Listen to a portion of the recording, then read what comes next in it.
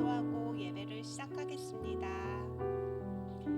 하나님 아버지 감사합니다. 주일날 이렇게 교회에 나와서 주님께 예배드리고 찬양할 수 있게 허락해 주심에 감사드립니다.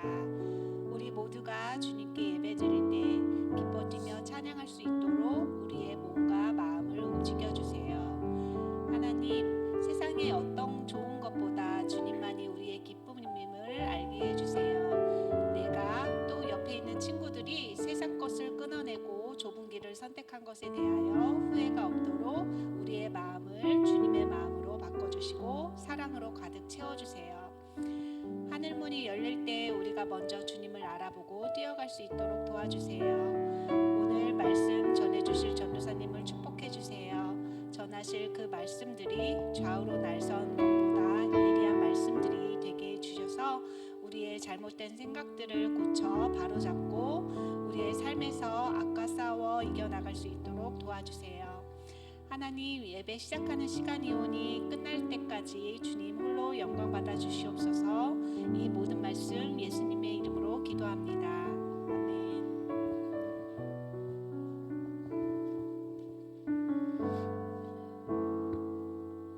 우리 같이 인사하면서 한번 시작해 볼까요? 할렐루야, 할렐루야. 오늘도 우리 예배 자리에 나오신 우리 친구들 너무 환영하고 축복합니다. 우리 친구들 지난 한 주도 잘 지냈나요? 네, 여기 아무도 없는 거 아니죠? 잘 지냈어요? 우리 다음 주는 무슨 날인지 알아요? 수련회예요. 우리 친구들 모두 신청했나요? 네, 정말 재밌고 즐겁고 너무 은혜로운 시간이 될 거니 우리 기대하는 마음으로 함께 기도하며 준비했으면 좋겠습니다. 우리 오늘의 예배도 주님께 기쁜 마음으로 올려드리기 원하는데요. 이 시간 우리 가슴에 두 손을 모으고 우리 한 친구도 빠짐없이 가슴에 두 손을 모으고 함께 찬양하겠습니다.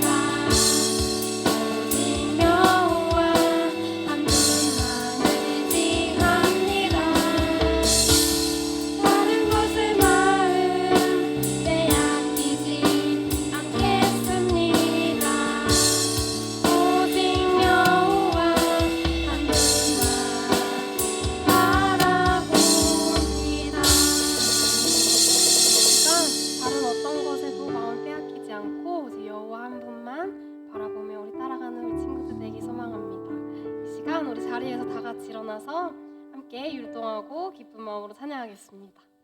자리에서 일어나 주세요, 모두.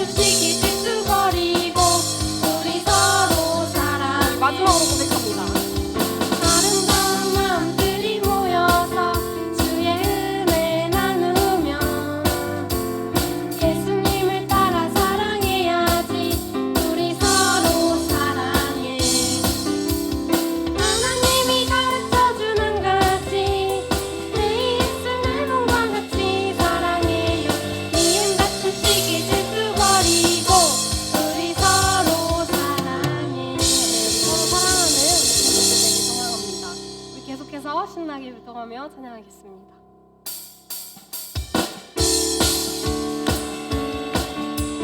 기쁜 마음으로 함께 찬양하며 나아가겠습니다.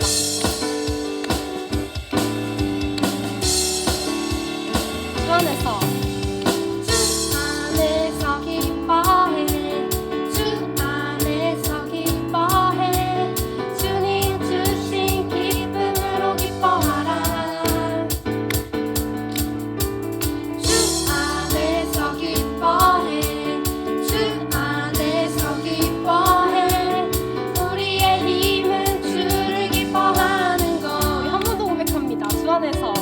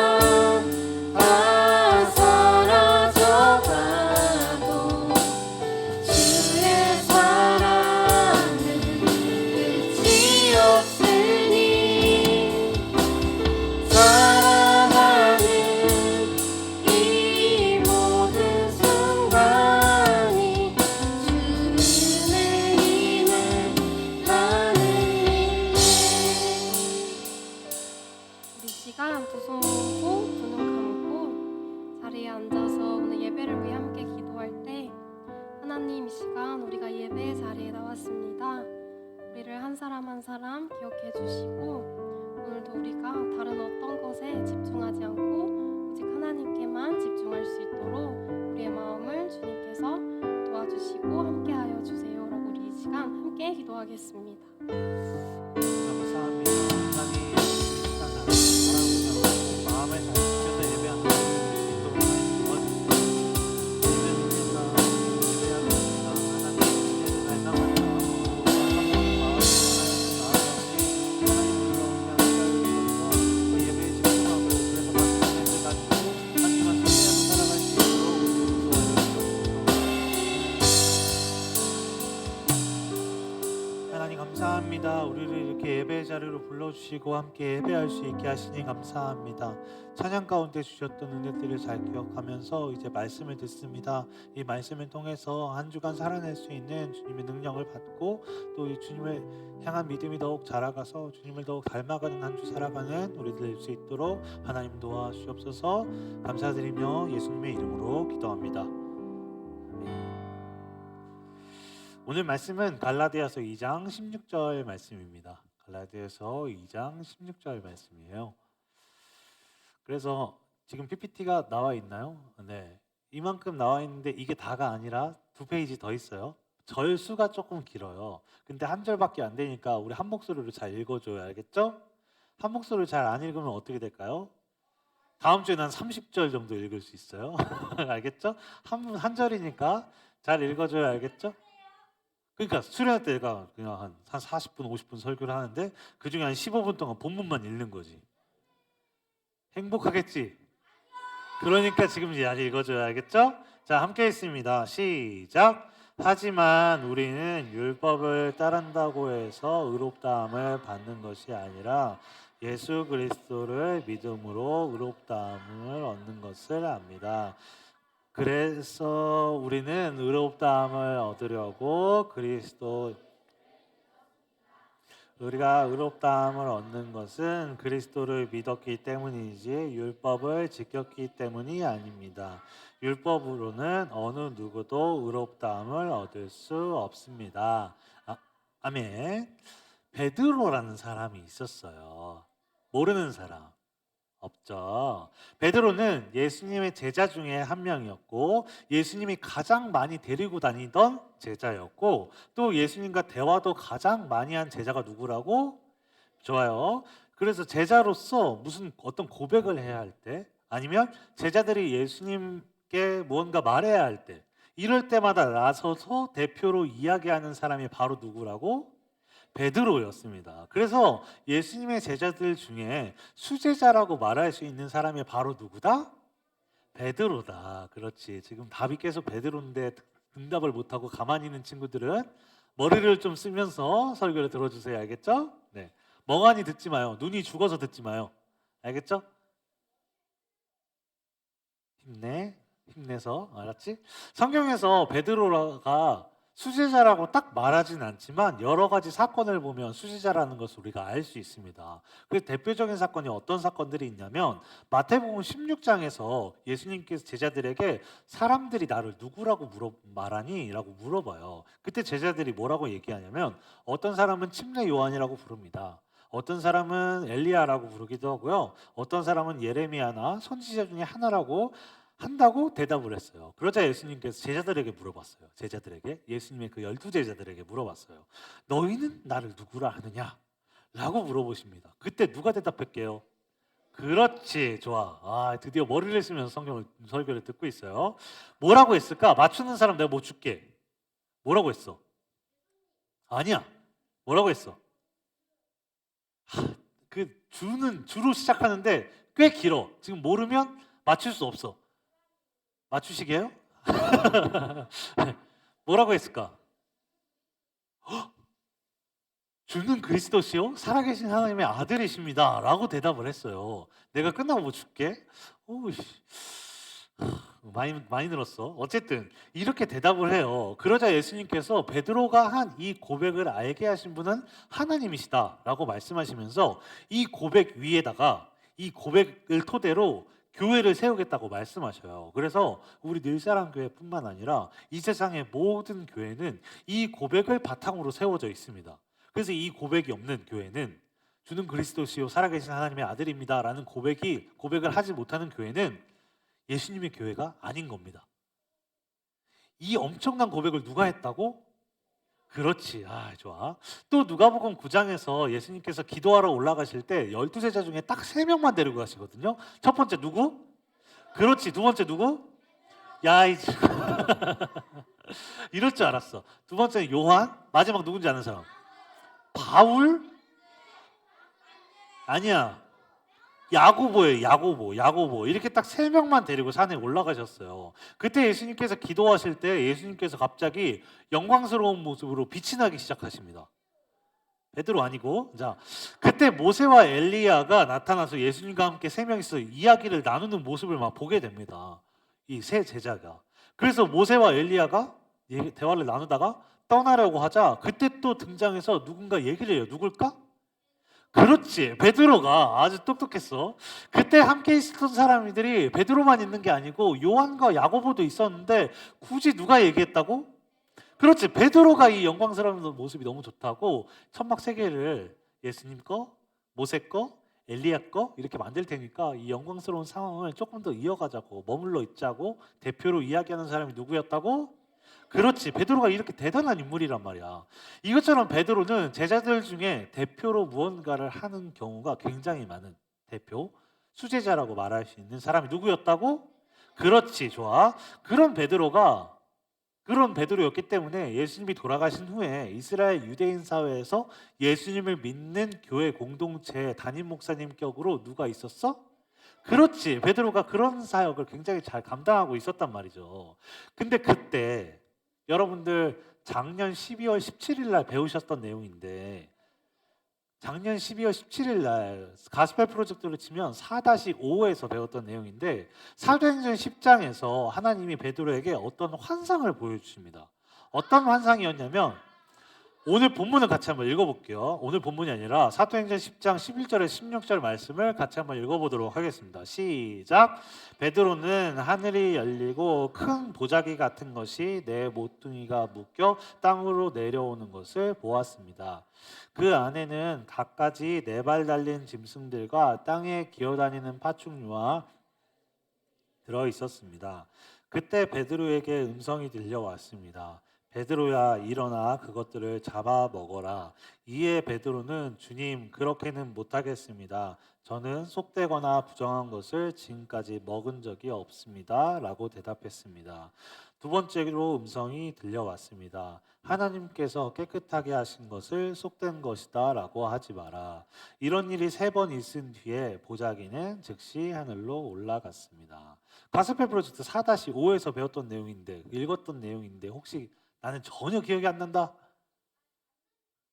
그래? 그때 당시엔 안 다녔구나. 그래. 어쨌든 어떤 내용인지 살짝 얘기해 보면 레위기 11장에 보면 하나님께서 이스라엘 백성들에게 깨끗한 짐승과 부정한 짐승에 대해서 말씀하셨어요. 그래서 부정한 음식은 먹지 말고 짐승은 먹지 말고 깨끗한 짐승만 먹으라고 말씀하셨어요. 그래서 이스라엘 백성들은 그때 이후로 부정한 음식은 절대 먹지 않고 깨끗한 음식만 먹어왔었어요.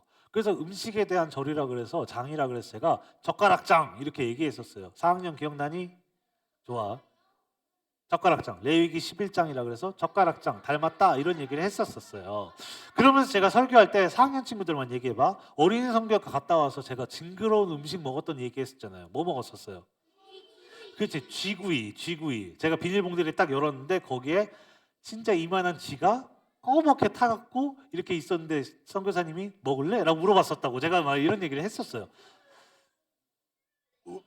어쨌든 그렇게 부정한 음식 막 이런 얘기를 했었는데 기억나는 것 같아서 참 좋아요. 어쨌든 하나님께서 베드로에게 환상을 보여주시면서 배고파하는 베드로에게 환상 중에 하늘에서 내려온 보자기가 있었는데 그 안에 들어있는 짐승들이 그 레위기 11장에 보면 부정한 짐승들이라고 말했던 그 짐승들이 들어있었어요. 근데 하나님께서 그것을 뭐라고 했어요? 잡아 먹으라 그랬어요. 그래서 베드로가 뭐라고 대답했냐면 주님 그렇게는 못하겠습니다. 저는 지금까지 부정한 것을 먹어본 적이 없었어요. 라고 대답을 했어요. 그러자 하나님께서 뭐라고 말씀하세요? 내가 깨끗하게 한 것을 더럽다고 말하지 말라 말씀하시면서 이 환상을 3번이나 보여주신 후에 보자기가 하늘로 올라가는 이야기를 했었어요. 그런 후에 베드로에게 누가 찾아왔어요. 이거 맞춘 사람 진짜 제가 뭐 줄게요. 로마의 백부장이고 이름이 3글자야. 그렇지, 고넬료 누구야? 그렇지, 내가 뭐 줄게. 그렇지, 뭐 줄게. 이거 하트 말고 내가 끝나고 뭘 줄게, 알았지? 고넬료라는 사람의 하인들이 찾아왔어요. 그래서 베드로를 찾아왔어요. 그래서 내가 하나님의 말씀을 듣고 싶다, 복음을 듣고 싶다 이야기하면서 집으로 초청을 했어요.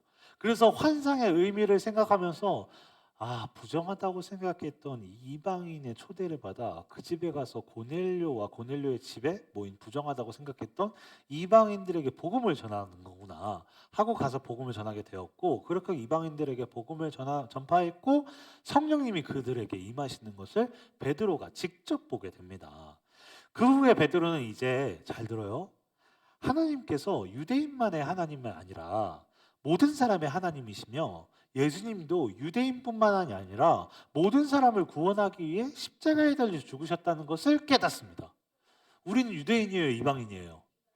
우리 이방인이잖아요. 그러니까 우리가 구원받을 수 있다는 것을 이때 깨닫습니다. 그래서 이스라엘에 있는 교회뿐만 아니라 다른 지역에 있는 교회들도 방문하여 복음을 전하는 사역을 베드로가 드디어 시작하게 됐습니다.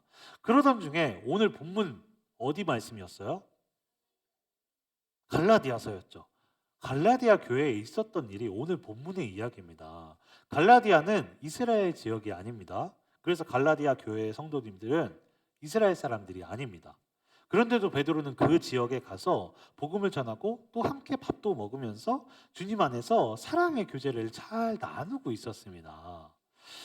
고넬료 사건 이후에 뭘 깨달았다 그랬어요? 모든 사람이 하나 앞에서 똑같다. 깨달은 베드로는 이제 이방인들을 부정하다 생각하지 않고 함께 밥도 먹고 복음도 가르치면서 잘 지내고 있었어요. 그러던 중에 무슨 일이 벌어지냐면 갈라디아 교회에 베드로처럼 유대인, 이스라엘 사람들이지만 예수님을 믿는 사람들이 방문을 하게 됩니다. 그럼 이때 베드로는 어떻게 했어야 됐을까요? 예수님을 믿는 사람들이 왔어요. 네, 예수님을 믿는 사람들이 왔어요. 원래 서울에 살던 친구가 대전에 이사를 왔어. 그래서 새롭게 친구들을 사귀었는데 이 친구들이랑 노는 게 너무 재밌는 거야. 이 친구들이 너무 좋아. 민율이랑 다르게 너무 애가 괜찮은 거야. 너무 노는 게 재밌어. 나 진짜 서울에 있는 친구들한테 얘 소개시켜주고 싶다 싶을 만큼 너무 좋은 거야. 민율이랑 다르게. 그래서 재밌게 놀고 있었어. 근데 그러던 어느 날 원래 서울에서 굉장히 친하게 지냈던 친구가 대전으로 이사를 왔네. 거기다 심지어 나랑 같은 반이 됐네. 그럼 여러분은 어떻게 할 거예요? 그렇지. 대전에 살던 친구들에게 서울에서 온 친구를 소개해주고, 내가 서울에 있을 때 나랑 되게 친하게 잘 지내던 좋은 친구야 라고 이렇게 소개시켜주고, 나 서울에 있을 때 같이 놀던 친구야, 우리 같이 놀자, 뭐 이렇게 하면서 신나게 놀지 않겠어요? 그게 정상이잖아요. 그쵸? 베드로도 마찬가지예요. 유대인들이 왔어요. 그럼 잘 왔다고 환영하면서 이방인들을 소개시켜주고 함께 인사하면서 우리 다 같이 주님 안에서 사랑의 교제를 나누면 됐었어요. 그쵸? 이러면 아주 깔끔하잖아. 그치? 신자답고. 그치? 좋아. 그런데 베드로가 유대인 그리스도인들이 오자마자 그 사람들의 눈치를 보기 시작합니다. 그러더니 슬그머니 이방인들과 함께 식사를 하던 자리에서 일어나서 그 자리를 슥 피하는 거예요. 왜 그랬냐면 원래 유대인들이 이방인들과 식사했을까 안 했을까? 안 했어요. 왜 안 했어요? 이방인들이 부정하다 생각했어요. 그래서 이방인들이 만졌던 물건에도 손을 대지 않았었어요. 그러니까 같이 식사하는 건 말도 안 되죠. 그렇죠? 그러니까 베드로는 유대인 그리스도인들에게 자기가 이방인들과 함께 식사하는 것을 부끄럽게 생각했던 겁니다. 복음으로 말미암아 모든 사람이 다 똑같아져서 사랑의 교제를 나누고 있다가 갑자기 옛날로 돌아간 거예요. 서울에 같이 놀던 친구가 대전으로 왔다고 갑자기 대전 애들한테 어이 그 촌놈들 하면서 어이 그 촌놈들 이라고 막 부끄러워하면서 서울 애한테 얘네를 모른 척하는 거예요. 그럼 대전 사람들, 이 촌놈들이 나를 용서할까? 가만히 놔둬? 저 서울 사람이에요. 진짜예요. 저 서울 사람이에요. 아유, 촌놈들. 어쨌든 이 서울 애를 가만히 놔둘까? 가만히 안 놔두겠죠, 당연히. 베드로는 하나님께서 환상을 통해 모든 사람이 다 하나님 앞에 똑같고, 그래서 복음은 유대인들만의 것이 아니라 모든 사람을 위한 것임을 알게 되었어요. 그러니까 이렇게 갈라디아 지역의 지방에 와서 복음을 전하고 그 사람들과 함께 식사를 하고 있었던 거잖아요. 그럼 유대인들이 식사를 하러 왔을 때, 그리스도인들이 왔을 때 혹시 다른 사람들이 자리를 피하려고 하면 그 사람들에게 피하지 마라. 우린 주님 앞에 다 똑같은 죄인이었고 다 똑같은 은혜 받은 구원받은 자들이지 않냐. 다 똑같아. 이렇게 가르쳐야 하는 사람이 누구예요? 베드로예요. 근데 자기가 먼저 일어나서 그 자리를 피해버린 겁니다.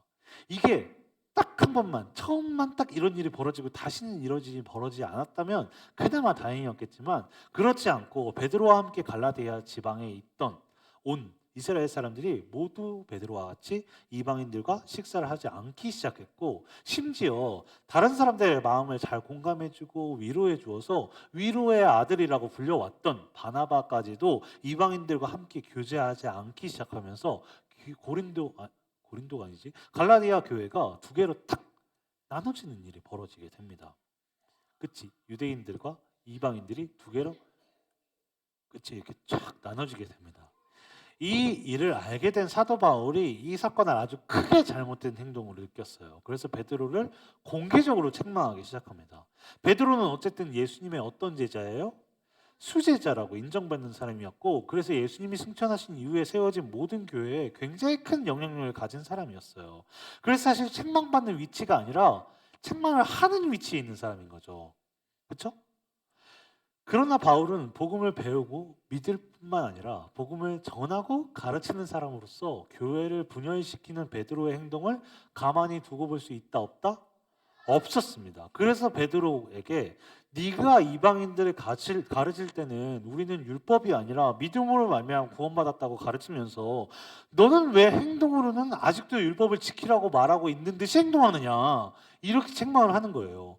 왜 말로는 믿음으로만 구원받는다고 말하면서 너는 왜 행동으로는 율법을 지키면서 살아야 하는 것처럼 행동하느냐 이거예요. 왜 행동으로 복음을 헷갈리게 만드느냐 하면서 베드로에게 책망을 하게 됩니다. 오늘 본문의 이야기를 통해서 우리는 크게 두 가지를 생각해 봐야 돼요. 두 가지를 알고 가야 돼요. 첫째는 뭐냐면 우리가 오직 복음을 믿음으로만 구원받는다는 것을 반드시 알아야 됩니다. 우리는 어떻게 구원받는다고요? 안 떠 있어요? 떠 있잖아. 왜 대답을 안 하는 거야? 우리는 어떻게 구원받는다고? 그렇지. 복음을 믿음으로만 구원받습니다. 그래, 좋아요. 구약 시대에는 율법, 믿음으로 구원을 받는 줄 알았어요. 그래서 실제로 율법이 하나님의 법이기 때문에 지킬 수만 있다면 구원을 받습니다. 그런데 모든 율법을 항상 지켜야 되는데 그럴 수 있는 사람이 없다는 게 문제죠. 태어나면서부터 죽을 때까지 단 하나의 율법도 어기면 안 되는데 그럴 수 있는 사람 있어요, 없어요? 없어요. 이 엄마들 배려하지 않고 배고플 때마다 울어제끼는 애기들을 보면 이것들은 누가 봐도 죄인이죠. 채훈아 미안하다. 갑자기 둘째 딸이 확 생각나가지고 아이 참. 어쨌든 태어나면서 죽을 때까지 단 하나의 율법도 어기면 안 되는데 그럴 수 있는 사람이 없다는 게 문제예요. 그래도 유대인들은 율법을 악착같이 지키면서 살았어요. 그래서 베드로는 부정한 동물을 먹지 않았고 또 이방인들과 교제하지 않았던 겁니다. 그러다 베드로는 예수님의 십자가 복음을 알게 됐어요. 그렇죠? 자기가 잘 살아서가 아니라 올바르게 잘 살아서가 아니라 예수님을 믿어서 구원받게 된다는 것을 알게 됐어요. 그렇죠? 심지어 이 은혜를 유대인뿐만 아니라 이방인들도 똑같이 받는다는 것을 알게 됐어요. 그래서 갈라디아 교회에 이방인들과 같이 교제하기 시작하게 된 거잖아요. 그렇죠? 그런 베드로가 이방인들과 식사 자리를 피합니다. 그러면서 다시 율법을 지켜서 구원받으려고 했던 예전의 삶으로 돌아가 버린 거예요. 율법을 지켜 구원받으려고 시도했던 그 자리로, 은혜의 자리가 아니라 율법의 자리로 자기를 따르던 모든 사람들이 다 그쪽으로 가게끔 만들어 버린 겁니다. 그것을 보면서 참지 못했던 바울이 베드로를 책망합니다. 뭐라고 책망해요? 믿음으로만 구원받는다. 너는 왜 삶에서는 행동으로는 율법으로 구원받는 것처럼 살아가냐? 네가 가르친 대로 살아라. 믿음으로만 구원받는다고 그렇게 가르치고 그렇게 살아라. 이렇게 얘기한 거죠. 둘째는 그래서 주님 안에 높고 낮음이 없습니다. 주님 안에서 높고 낮음이 없어요. 이게 무슨 얘기냐면 다 똑같이 죄인에서 시작했어요. 근데 누가 엄청 잘해서 구원받았어요? 여러분 뭘 잘해서 구원받았나요?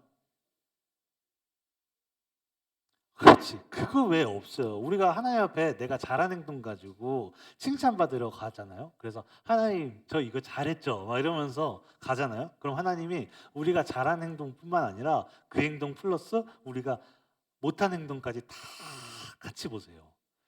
우리 신영이가 행동으로 내 앞에서 심판을 받으러 왔구나. 어디 한번 보자꾸나 하면서 하면 내가 100가지 행동을 했어. 그럼 내가 하나님 앞에 잘한 행동이 몇 가지나 될까요?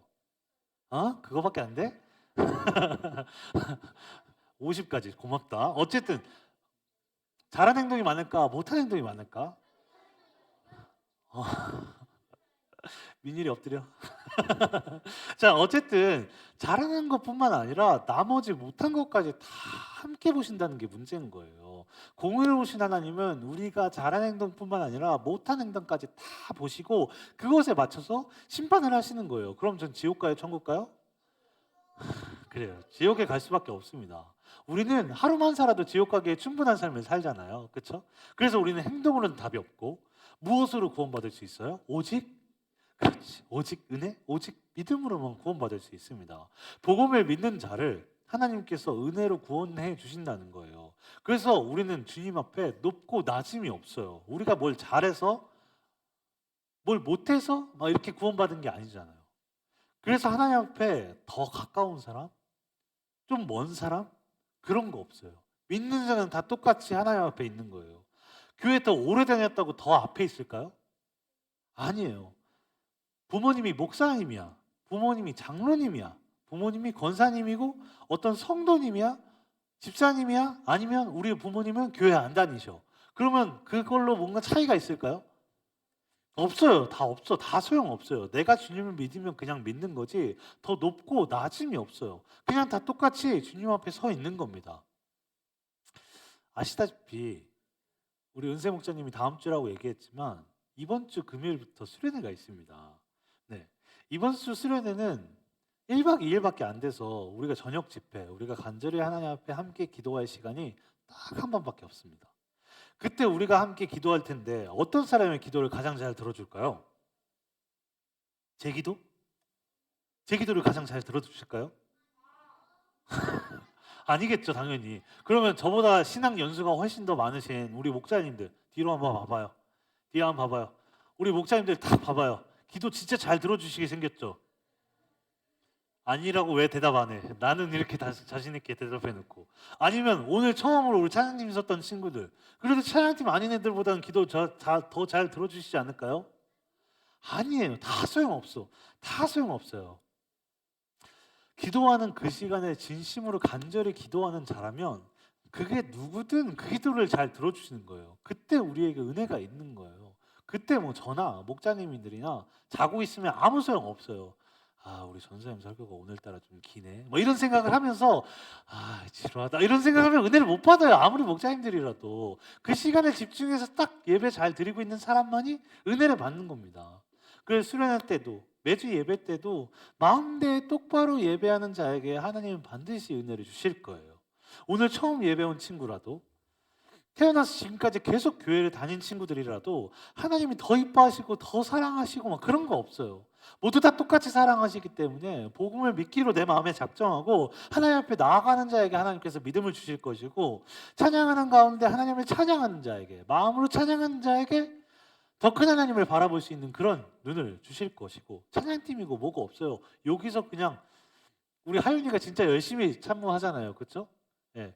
근데 얘가 마음 없이 그냥 자기 뽐내려고 막 이렇게 하면 얘가 아무리 그렇게 해도 은혜가 없는 거예요. 차라리 이러고 있지만 마음으로 예배하는 자가 더 큰 은혜를 받을 수 있는 거예요. 그래서 말씀 가운데 하나님을 더욱 알고자 갈망하는 자에게 그게 누구든 더욱 은혜가 있을 겁니다. 우리 그래서 베드로와 같은 실수를 하면 안 돼요. 오직 은혜로 구원하신 주님의 은혜를 생각하면서 자만하지 말아야 돼요. 내가 지금까지 한 게 있으니 주님이 나를 더 당연히 조금만 해도 은혜를 더 주시겠지. 아주 큰 착각이에요. 오늘 한 번쯤 예배 대충 드려도 될 거야. 아주 큰 착각입니다. 예배 시간에, 목장 모임 시간에 하나님이 지켜보실 텐데 그런 건 생각 안 하고 목자님이나 저에게 막 장난하고 막 그러면 안 돼요. 진지하게, 진실하게, 성실하게, 전심으로 매주 예배 가운데 예배 잘 드리고, 특별히 이번 수련회 재밌을 거지만 그냥 재밌고 끝이 아니라 수련회 금요일 밤에 우리에게 주실 주님의 은혜를 기대하는 자에게 은혜를 주실 거고, 우리를 구원하신 주님의 은혜를 다시 한번 느끼게 되어 계속해서 은혜로 살아가는 여러분들이 되길 예수님의 이름으로 축복합니다. 오직 복음으로만, 복음을 믿음으로만 우리가 구원을 받습니다. 그리고 구원받는 자는 지금 당장 어떤 마음으로 살아가느냐, 어떤 마음과 태도로 예배하고 있느냐, 어떻게 기도하고 있느냐, 찬양하고 있느냐, 이것에 따라 주께서 은혜를 주실 겁니다. 내가 교회를 진짜 오래 다녔고 헌금 더 많이 냈고 이것이 아니라 지금 당장 내 마음이 어떤 마음이냐, 그것에 따라 은혜를 주실 거라는 거죠. 누구든 다 똑같이 시작하는 거예요. 그때 어떤 마음이냐에 따라 은혜가 다를 거예요. 그러니 매주 예배 가운데 사모함 가지고 예배하며, 특별히 이번 수련회 가운데 사모하는 마음으로 예배함으로 주님의 은혜를 가득 받는 여러분들이 되길 예수님의 이름으로 축복합니다. 우리 오직 주의 은혜랑 같이 찬양하고 함께 기도합시다. 오직 주의 은혜로, 오직 주의 은혜로 지금 여기 서 있네. 한없는 경배, 한없는 찬양, 내 영혼 예배드리네.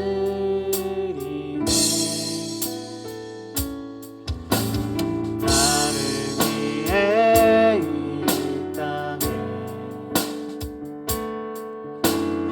오신 주의 그네, 십자가 고통 이기신 주님, 그 은혜 어찌 잊으리. 주네 날 채우시네, 주네 보게 하시네. 살아가는 동안 은혜로만 살린 십자가. 처음부터 한 번 더 고백합시다. 오직 주의 은혜로, 오직 주의 은혜로 지금 여기 서 있네. 한없는 경배, 한없는 찬양, 내 영혼 예배드리네.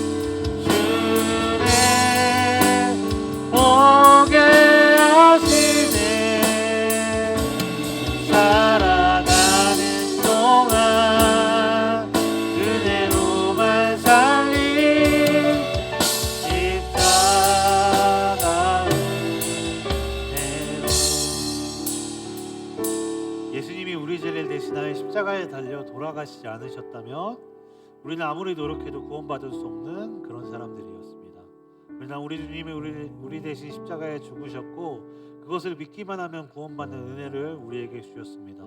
그리고 우리 주님은 우리가 그 은혜에 감사함으로 예배하며 살아갈 때 은혜를 주시고 그렇게 살아가길 원하십니다. 순종함으로 주님을 닮아가길 원하시고 매일 주님을 의지하며 살아가길 원하시며 매주 예배 가운데 우리 마음을 다한 예배를 받으시길 원하십니다. 그리고 그런 우리에게 은혜를 부어주시길 원하십니다. 그러니 우리 함께 기도할 때 하나님, 우리에게 먼저 매일매일 주님이 우리를 구원하신 것에 대한 감사하는 마음이 있게 도와주세요. 감사하는 마음 없는 이 메마른 마음을 고쳐주셔서 그래서 매일 감사하는 마음 가지고 마땅히 주님께 순종하게 하시고 순종할 수 없는 상황이 오면 기도함으로 주님의 도우심을 구하며 주님을 의지하게 하시고 우리를 도우시고 인도하시는 주님의 은혜를 붙잡고 더 은혜 구하며 살아가게 하시고 그 모든 은혜를 받는 예배 가운데 진짜 마음 다해 주님께 간절히 예배하는 우리가 되게 해달라고 함께 기도하며 나아갔으면 좋겠습니다. 함께 기도하시겠습니다. 하나님 아버지 감사합니다. 하나님 우리 마음 가운데 주님의 은혜로 말미암아 감사하는 마음 넘칠 수 있도록 도와주세요. 그제 부른 죄인은 우리를 구원하신 주님의 은혜에 감사하는 마음으로 도와주셔서 매일매일 그 감사하는 마음 가지고 살아갈 수 있도록 도와주세요. 그래서 감사한 마음 가진 자로서 마땅히 하나님을 예배할 수 있게 하시고 순종하며 살아가게 하시고 주님을 닮아 살아가게 하시고 하나님 도와주옵소서. 우리가 주님께 은혜 받은 자니까 마땅히 그렇게 살아가는 것이 맞는데 만약에 순종할 수 없는 그 어려운 일들이 발생하면 기도함으로 주님의 은혜를 구하게 하시고 주님을 더욱 의지함으로 주님이 도우시는 그 손길 안에 그래서 주님을 더욱 닮아가게 하시고 주님의 은혜를 구하며 그렇게 살아가는 우리 될 수 있도록 하나님 도와주옵소서. 그래서 모든 은혜를 받는 예배 가운데 매주 드리는 예배 특별히 예배 가운데 하나님께서 우리 가운데 함께 하셔서 진짜 마음 다해 주님을 간절히 예배하며 갈망하며 그 은혜를 간절히 찾는 우리가 될 수 있도록 하나님 도와주옵소서. 하나님, 우리가 하나님 앞에 나아가는 방법은 오직 하나, 우리를 구원하신 주님의 그 십자가 복음을 믿는 것뿐입니다. 그래서 구원받은 우리지만 겸손할 수밖에 없는 이유는 우리가 한 것이 하나도 없이 너무 큰 은혜를 받았기 때문에 우리는 겸손할 수밖에 없습니다. 그럼에도 우리가 가끔씩 그 은혜 받은 것을 잊는 것 같습니다. 베드로가 그랬듯이 우리도 가끔 주님의 은혜를 잊을 때가 있습니다. 그러니 하나님 매일매일 주님의 은혜에 감사하는 마음으로 그 은혜를 잊지 않을 수 있도록 도와주세요. 자만하지 않고 겸손히 감사함으로 매 순간 주님의 은혜를 갈망하며 구하며 살아가는 우리 될 수 있도록 도와주세요. 그래서 순종하는 삶, 주님을 닮아가는 삶, 예배하는 삶, 그런 삶 살아가는 우리가 될 수 있도록 하나님 도와주옵소서. 감사드리며 예수님의 이름으로 기도합니다.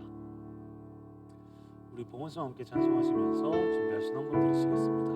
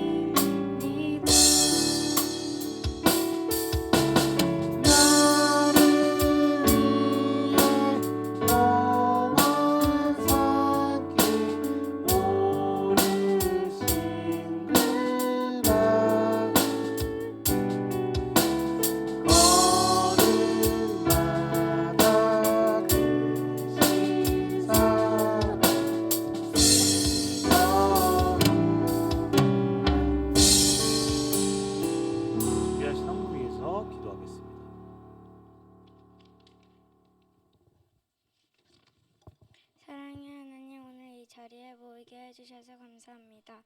지금 이 예배를 드릴 때 마지막이라고 생각하면서 전심을 하나님께 예배 드리게 해주셔서 감사합니다. 살아가는 동안 하나님에게 순종하도록 지켜주시고 인도해주세요.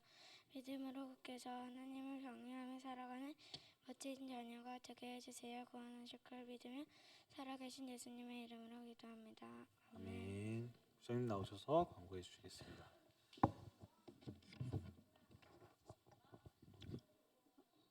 우리 초등 2부 여러분 반갑습니다.